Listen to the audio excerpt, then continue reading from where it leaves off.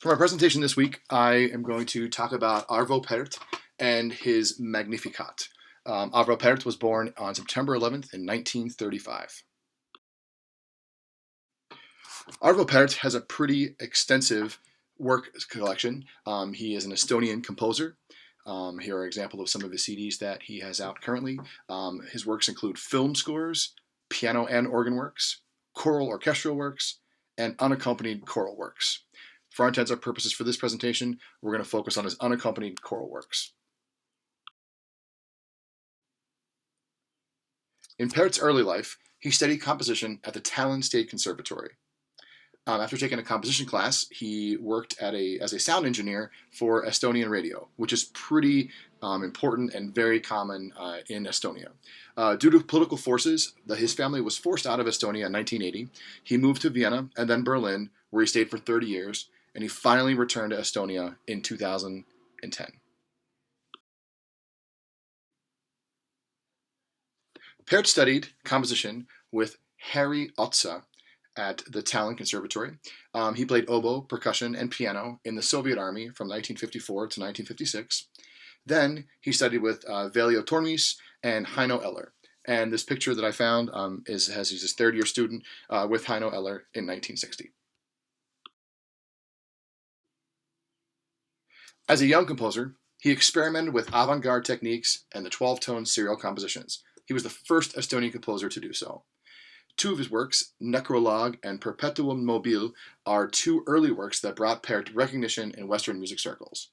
Also, in a very negative light, he was accused of Western decadence by the Soviet-era government, which became a huge problem very soon into his life.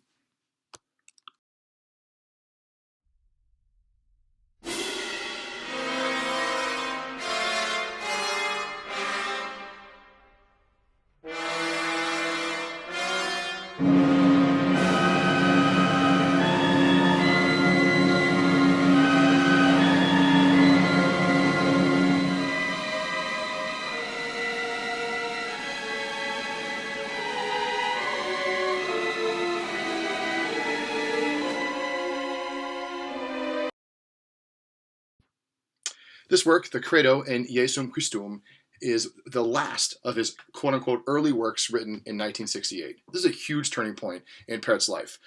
This piece was also both a statement of faith, his Christian faith, Lutheran faith at that point, and was taken as a political provocation to the Soviet government. The Credo brought him much worse further attacks and censorship by the government. The attacks were so bad that he stopped composing for 8 years. The next 8 years, Pärt referred to this as himself as a period of silence. He stopped composition completely to find his true compositional voice. He said that his early techniques, the 12-tone row and avant-garde techniques, lost their formal fashion with him, and they felt pointless, mostly because of the criticism that he endured. He abandoned his Lutheran faith, and during the 8 years, he converted to the Russian Orthodox Church. He studied Gregorian chant and classical vocal polyphony during this time as well. He wrote that he had to learn how to walk again. These are some really heavy statements, and and as I was studying Pärt and knowing a little bit about his life and his works, this really completely changed him as a person and the influence that the Orthodox Church had on him and his faith. He was always a very faithful man, but what this did to his music was actually quite interesting. After 8 long years, Pärt emerges from his silence with a work called Furulina. This work is for piano, and it becomes widely popular in Estonia and the country surrounding it, and actually influenced some Western audiences as well. He has a new compositional style called tintinnabuli. It's a Latin term which translated basically means little bells. And what he does is he uses these bell-like ideas with triads. He says that the 3 notes of a triad act as bells with the thirds, the major and minor thirds. So that's with this new term that he quoted, tintinnabuli.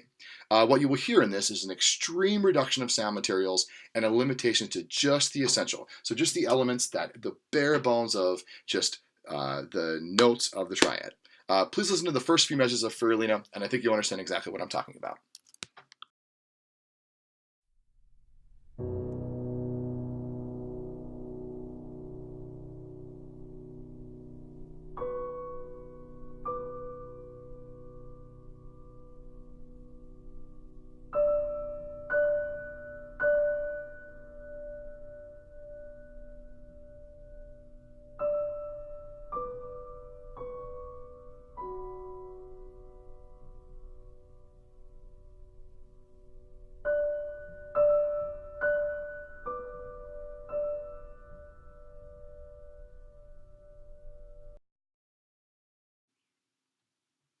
Parrot's new compositional device, called tintinnabuli, is very simple. It consisted of two voices, a melodic line that moves largely by step, the M voice, and the other one, the tintinnabuli, or the T voice, that uses only the notes of the principal triad. It was rooted firmly in the history of European music. It is a synthesis of old and new, with what he learned from the classical vocal polyphony on the one hand, and the influence of the serial music on the other that was still happening around him. The composer has internalized the essence of both and combined them with his compositional technique. The individual world of sound, marked by both the impersonal and the personal, by both discipline and subjectivity. I think it's a really cool quote that I found that just kind of talks about how it's much more than just two different lines of music coming together, that it has a much deeper meaning with the composers. I found this quote by Parrot to be very helpful in understanding his idea of what tintinnabuli means to him, and kind of goes beyond the basic, there are just two lines of music. Tintinnabulation is an area I sometimes wander in when I am searching for answers in my life, my music, my work. In my dark hours, I have the certain feeling that everything outside this one thing has no meaning. The complex and many faceted only confuses me, and I must search for unity. What is it, this one thing, and how do I find my way to it? Traces of this perfect thing appear in many guises, and everything that is unimportant falls away. Tintinnabulation is like this. The three notes of a triad are like bells, and that is why I call it tintinnabulation. Very, very interesting.